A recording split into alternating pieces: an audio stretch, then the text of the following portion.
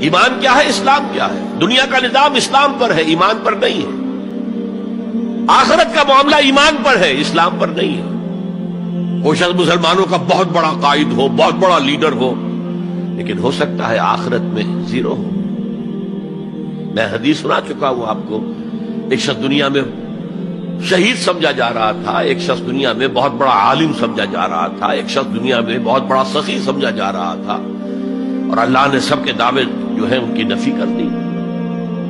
تم نے جنگ کی تھی اس لیے لِقَالَ جریءٌ کہا جائے، بہت ہی جری آدمی ہے صاحب، بہت بہادر آدمی، کیا کہہ دیں اس کے لیے۔ لِيُقَالَ سَخِيٌّ، بھائی بڑا سخی آدمی ہے، سخاوت کے دریا بہا دیے اس نے، بھائی بہت بڑا عالم ہے، اس سے علم کا کتنا جو ہے لوگوں کو فیض پہنچا ہے۔ وقت قیلا، یہ تمہارا مقصود تھا، وہ مقصود دنیا میں حاصل ہو چکا، تمہاری شہرت کے ڈنکے بج چکے، اب یہاں تمہارے لیے کچھ نہیں۔ اور پھر اللہ حکم دے گا اور فرشتے منہ کے بل گھسیٹتے ہوئے اسے جہنم میں جھونک دیں گے، تو وہ اسلام وہاں کام نہیں آئے گا۔ بلکہ اسلام کیا، اسلام پر اتنی اضافی خوبیاں بھی کام نہیں آئیں گی اگر دل میں ایمان نہیں اور اس کے نتیجے میں نیت درست نہیں۔